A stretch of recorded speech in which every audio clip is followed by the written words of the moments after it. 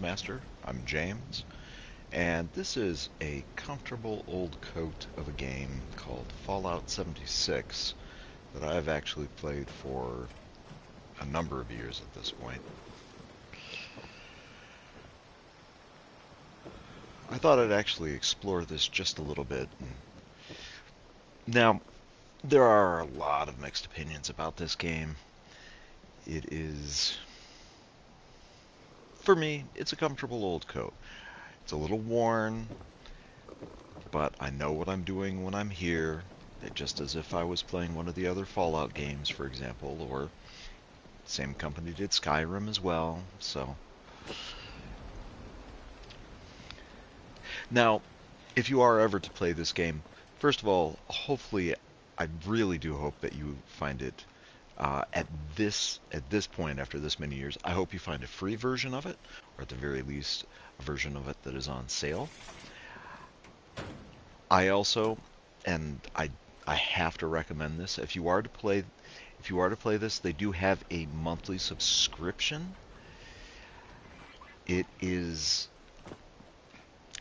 pay for inventory is a good way to put it. Not pay for cosmetics so much, but when they came up with, and not just this game as well, but they came up with these inventory boxes, for example, that are effectively infinite storage on that. But in order to get access to this, I hate to say it, you have to pay for the monthly subscription at the very least. My suggestion would actually be, and they even have a first aid version as well. My suggestion would actually be, if you're going to play this game, first of all, try and find a free version, or at least a very good discounted version, because this game has been out for a long time. Secondly, I do strongly recommend that you buy the monthly pass, and then immediately go in and turn off the auto renew. Okay. Effectively do it as a one-time try it out type idea. Now, as I've mentioned, I've actually spent arguably too much time in this game, but it's gotten to the point where it's comfortable at this point. What you're seeing, by the way, what I'm walking around in, first of all, when you do the monthly thing as well, you also get your own private server. This is a multiplayer game, but having your own server, especially every day, there is effectively a seasonal battle pass, and there are daily quests as well as weekly quests that come up each Tuesday. At this point, I actually do have the daily quests done, for example, but having access to your own private server having access to your own private server where, for example, say you need to find, like, you need to scrap, we'll say, like 10 steel, for example. That's actually not rare enough, I would say. Say you need to find 5 fiber optics, for example. Having your own private server, or this one is a perfect example. Say you need to find 14 bars of soap. That's actually going to be more difficult to do. Finding 14 bars of soap is going to be more difficult to do on a private server, especially with everyone trying to do it. This is actually another reason. Now, again, you would need to have the monthly pass in order to do it. So again, if you haven't played this game before, and with the Fallout series just starting, I've been seeing a lot of new players on this. If you are one of those new players, welcome, first of all. You absolutely will find, and I will actually fast travel to him later, but you actually will find tie-ins to the show in this game currently. I wish they had done a brand new game for the show that has come out, but in this case they've tied it into their currently existing game. So here I am just kind of looking at the wasteland. I've actually chosen this. This is a camp. There are, except for specific locations, you actually can build camps in, I would say, about 80% of the map, effectively. So this is actually something, this is a camp that I've put together myself, specifically on a bridge. One, for protection, because there are monsters that can spawn, but also because of the view. I really like the view here. I actually do have a weather station set up in my camp as well that continually gives me good weather. The weather is not always good in this section. This is actually one of the newer sections. If you are a player of Fallout 4, this game is really not like that anymore. They not too long ago, they changed up the perk cards for the weapons, for example, and then they did an update just a few weeks ago, this month actually, where they changed up armor as well. So if you're coming to this game from Fallout 4, or one of the older Fallouts, for example, it is a new system in place. I would strongly suggest thinking of this, that you're coming into a new game, effectively. A new Fallout, to be sure. For those of you who may not like the first-person perspectives as well, obviously there's a third-person perspective. I happen to like first-person perspective, though, so. But there, and I think it just flashed on the screen, like, as I mentioned, monsters can show up kind of at random at your own camps, so obviously, like, I have known people who have not put any protection at their camps. I do highly recommend it, actually. Now, I have built a maze. I do have two different camps. This is my current favorite. This is effectively my current home base that I like to work out of. I also have a fishing camp as well, and I will highlight that in just a few minutes. In both of those, a long time ago at this point, I created a shelter that has a maze in it. There's nothing dangerous in this maze, but it's one of the reasons that I like coming back to this game. I would share a home with somebody. And that's one of the NPCs in the background, obviously. In terms of weaponry, as I've mentioned, they changed the weaponry. They changed the weapons not too long ago. I'm not going to go into a lot of combat. This is a mature rated game. This is the first video that I'm doing about it. I want to see how it goes. That's another reason. And by the way, this live stream is only going to be a half hour as well, so I'm going to keep this fairly short. Now that figure might be almost instantly recognizable, but this is actually the starting Vault 76, where all of the player characters initially start from. And this figure, if you don't recognize him, he is not only is he directly from the show, and my hat's off to not only the show, but got no time nor inclination for chit chat. But they also got at the last resort in Highway Town if you're looking to do business. But they actually got the actor from the show to voice his character here in the game as well. So I thought this was nice.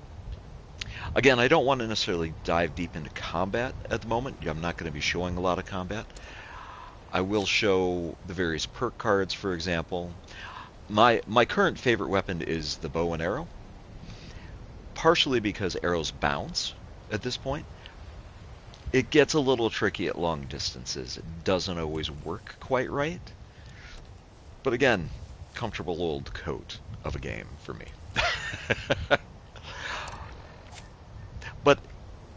And this is what I was talking about before, where the cards will be slightly different, or in some cases radically different. At this point, there's an onslaught system that's built into the game, that the old pistol damage cards have been changed into this onslaught ability. For heavy weapons, for example, there's a bullet storm ability for many of the strength-based cards. There are legendary perks as well, obviously. This is also a critical build. The gear in here, they have it listed almost like it can go up to 5 stars. This is the bow that I'm actually using at the moment, and you can see it says plus 5% damage per onslaught stack, for example. I'm technically using a reverse onslaught build, and I'm diving deep into game details, and I realize, but the bottom line is I have a bow that the longer I wait between firing, the more powerful the shots become. I actually use the Vault-assisted targeting system. I use VATS, as it's called. It doesn't pause the game like it might in single-player Fallout games, but this is a multiplayer game. You can't really go pausing the game for everybody just so you can get assistance with VATS. It still works fairly well. I think I mentioned this before, but it may or may not be obvious. They've even reached the point, if you look closely at myself, I too am a ghoul, just like the ghoul over there. It's nice. Radiation actually heals me. I'm immune to disease. I don't need to eat or sleep. You may notice that there is a skull meter down in the lower right-hand corner, though. There is that, and I thought they did a good job of highlighting this in the show. There is that whole going feral idea. You don't lose control of your character when that skull meter hits 0, though. You do. Your gun accuracy goes out the window, though, for example, and your charisma, even as a base ghoul, charisma is, you have some high negatives in this. Very, very high negatives. Ghoul charisma, -10. This is on a scale of 1 to 15. If your feral meter goes down to 0, your charisma, you gain it, in addition to that -10, you gain another -99 on top of that. Do not expect to be charismatic if you decide to play a ghoul. There is actually a whole quest line involved in it. It will take you, and actually, here's the 76 map. They have expanded on it. Within the past couple of months, this whole left-hand side is Ohio, as they call it. Burning Springs, I believe, is the actual name. They've actually... Where is... Oh, I don't have the actual map titles up at the moment. There is the camp that I was at. There's where I placed my camp, that bridge that I was talking about. I even made the icon of bridge. It's showing what my vendors have for sale. You can actually sell pretty much almost anything to other players as well. I do suggest, and I haven't seen this a lot lately, thankfully, but there have been in the past trap camps where PvPers attempt to bring PvP into this PvP map effectively. Be a little cautious of those if you're going around buying from other camps, for example. But to get back into the ghoul questing, there is an area, eventually at some point you would be sent up to, I believe it's one of these caves, for example. Eventually, there's a whole quest line that will, I believe, take you to this cavern first, and then eventually up to Radiant Hills. This is actually technically reversible if I'm willing to pay the in-game currency atoms for it. As it were, the real-world currency. I could have the ghoul, the aspect of being a ghoul. And that's why I'm glowing green, by the way. I'm not just a ghoul. Actually, one of my perk cards that I've taken is when my glow is high, then I glow at that point. I'm technically glowing ghoul, as it were. Which is why you see this strange green radiance around my character, as it were. So, but there is a quest line. You start human in the game, you can go and do the quest line and actually become a ghoul. There are some fun benefits to it. Some people remain human, some people are playing ghouls. Personal preference in this case. I do know of some people that would like to at some point, and again, these are other players, but I know of some players that would like to see super mutants as a player race at some point. Not entirely sure how they would do that. I like the balance that they found for ghouls. I'm not allowed in certain places, by the way. Not only is there a charisma penalty, but there are some places for players, for example. Foundation is an NPC town, for example, but if I wanted to go in and talk to leadership, Settlers may be suspicious of unfamiliar ghouls. Now, I find that sentence ironic, but the bottom line is I'm not allowed in there anymore because I'm playing a ghoul at the moment. There is a disguised person that I can talk to. My Pharaoh meter is going down. There actually is a perk card that allows me that the more combat that I'm doing, the more enemies I'm defeating, I will refill that Pharaoh meter. I'm actually not going to worry about that today, though.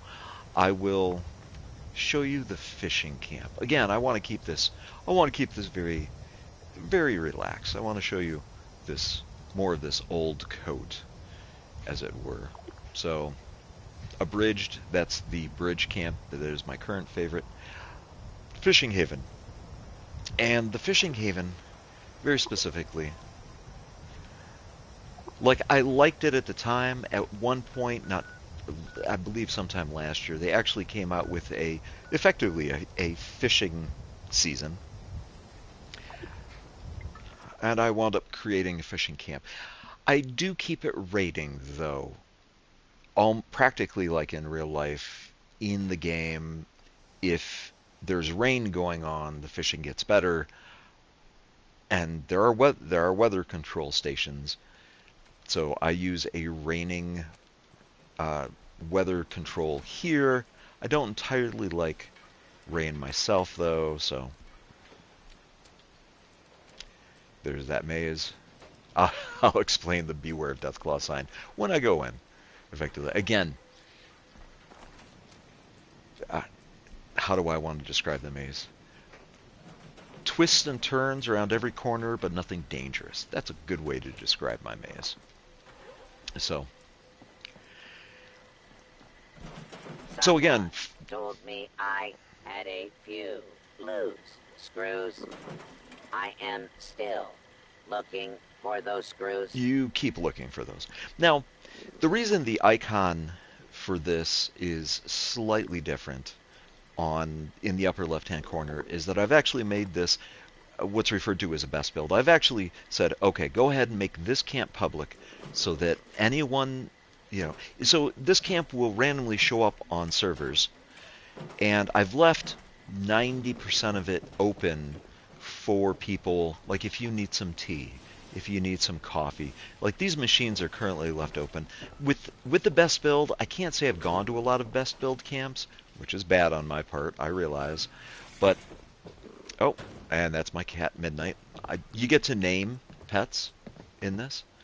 A different setup, obviously. That's an experience boost, by the way, that little pedestal. But this is a fishing camp that I've made public, so other people can also come here and fish. Not only do I have, and that was a really non-tour tour of the inside of my place, for example, here. Output is error. Sensors are dirty. Public events. By the way, another recent change that they've made. There are events, and then they've taken some of their smaller events and referred to them as activities now.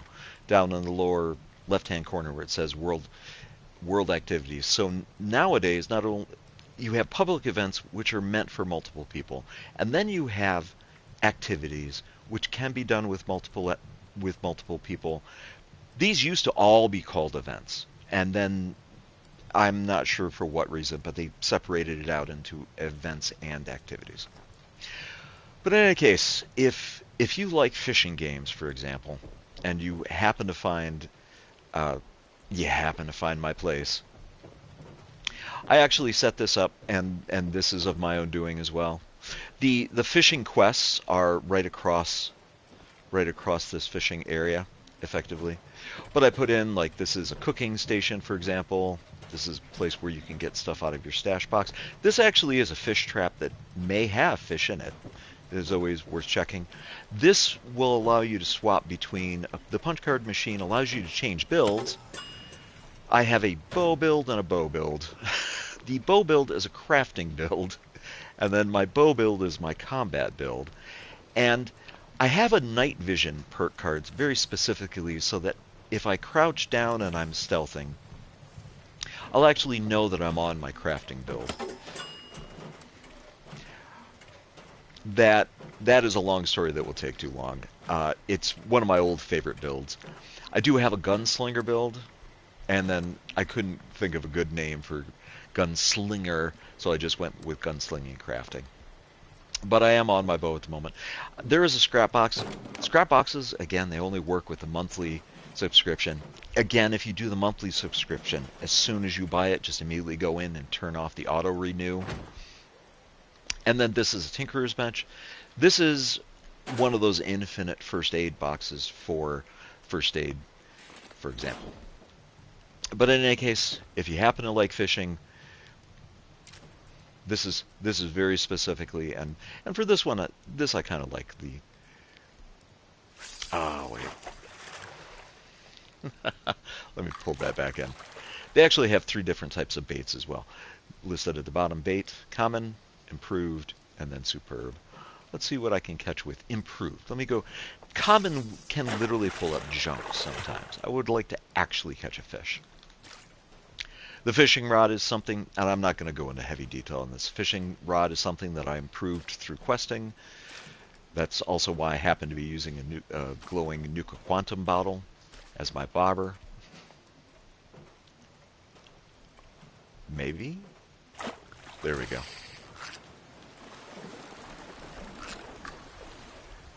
I think this will be a nice standard fish. Some of the very... Okay, and at this point, that's something I could take to this cooking station and cook up. So, fishing is very viable. If you're one of those people that love fishing, it's very viable in Fallout 76 now.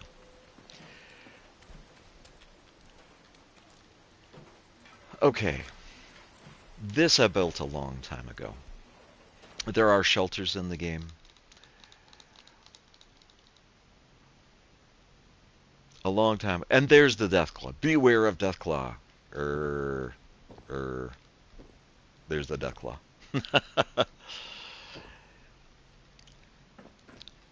There are a number of reasons why I go by Elder Games Master, and one of them arguably is that I used to doodle. And my idea of doodling, though, was to make mazes, for example.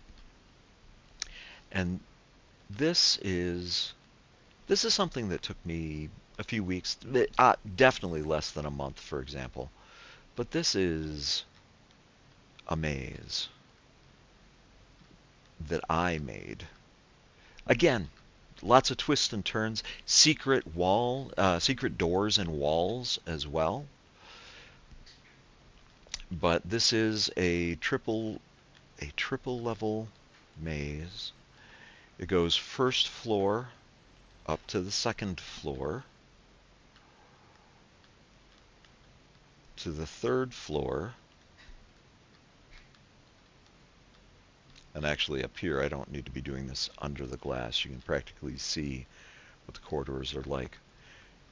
And on the third floor, basically, there's the, I'm closing in on a half hour. This is going to end about perfect in this case.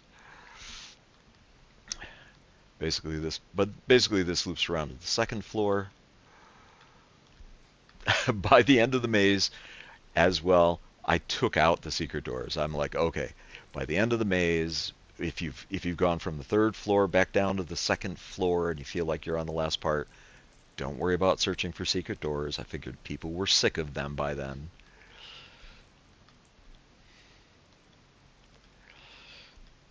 And then, yes, congratulations, you've made it to the end. Hey!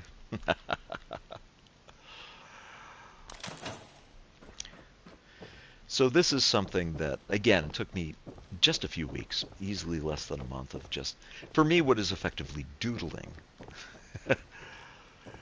And I'll just show this first part. So I went left, and this is what I mean by secret doors. I did have one person come in here, a friend, that was like, "Oh, this is just a classic, put your hand against the left-hand wall and follow it," and he looped right back to the beginning.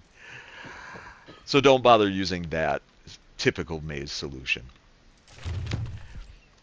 But if you want to, I'll give you, the viewers, the first part of this maze. If you come in, take the left hand take the left-hand path until you see the first branch, and then go past that. Go past that to the secret door. Walk in. You act and don't follow this. You actually have to go in and then close the door to then get past the door. And this will help you get through the first part of this maze.